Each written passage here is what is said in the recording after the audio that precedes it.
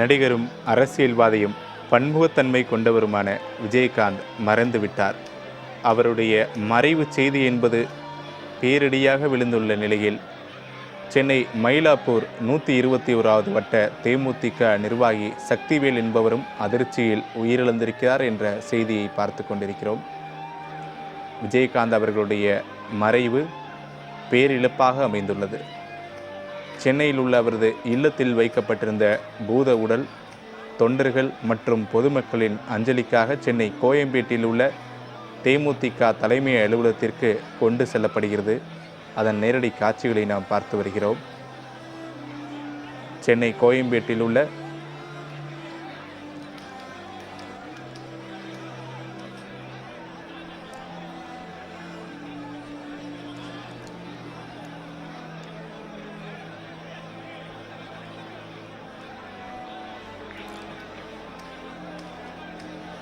யதார்த்தமான அன்பான அரசியல் தலைவர் விஜயகாந்த் அவர் இன்று நம்மை விட்டு பிரிந்திருக்கிறார் என்ற செய்தி பேரிழப்பாக அமைந்திருக்கிறது. அவருடைய நினைவுகளை பகிர்ந்து கொள்வதற்காக நம்மோடு நடிகர் போஸ் வெங்கட் தொலைபேசி வாயிலாக இணைந்திருக்கிறார். சார் வணக்கம். விஜயகாந்த் அவர்களுடைய மறைவு பேரிழப்பாக அமைந்திருக்கிறது. உங்களுடைய நினைவுகளை எங்களோடு பகிர்ந்து கொள்ளுங்கள். திரு புரட்சி கலைஞர் விஜயகாந்த் அவர்கள் ஒரு நடிகர் மட்டுமாக இருந்திருந்தால் இவ்வளவு பெரிய ஒரு இழப்பை நம்ம ஃபீல் பண்ண மாட்டோம். மனதார இன்று நம்மளால் இந்த நாளே நம்மளால் ஒரு ரொம்ப கனமான ஒரு நாளாக இது மாதிரி இருக்கிறது.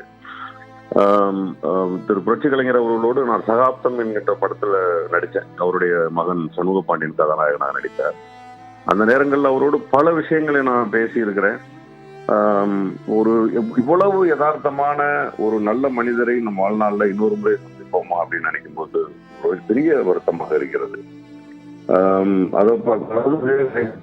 பொறுத்தவரைக்கும் எப்படின்னா, அந்த கிட்டத்தட்ட ஒரு 25 நாட்கள் அவரோடு இருந்தேன். மதியம் ஒரு 2000 பேர் சாப்பிடுவாங்க.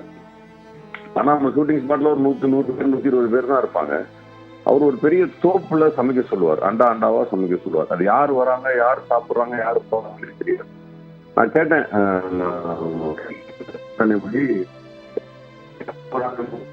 ஒரே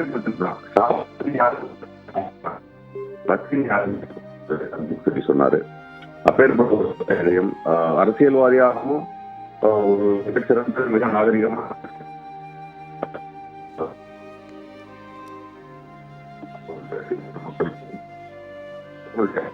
தெரிவித்துக் கொள்கிறேன்.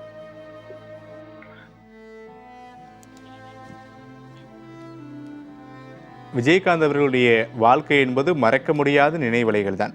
உங்களுடைய நினைவறிந்து உங்களால் மறக்க முடியாத விஜயகாந்த் அவருடைய நினைவலைகள் என்ன?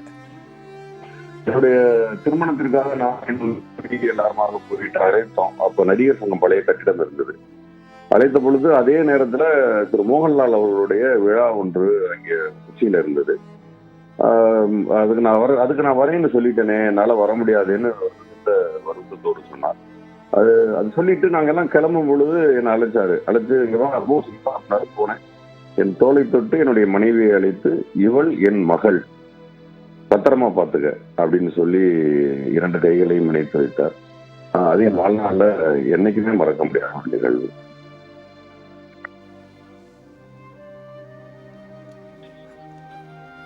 விஜயகாந்த் அவர்களுடைய மறைவு என்பது அனைவருக்கும் பேரிழப்பு தான். இந்நேரத்திலும் தொலைபேசி வாயிலாக வந்த உங்களுடைய நினைவுகளை பகிர்ந்து கொண்டமைக்கு நன்றி போஸ் வெங்கட்.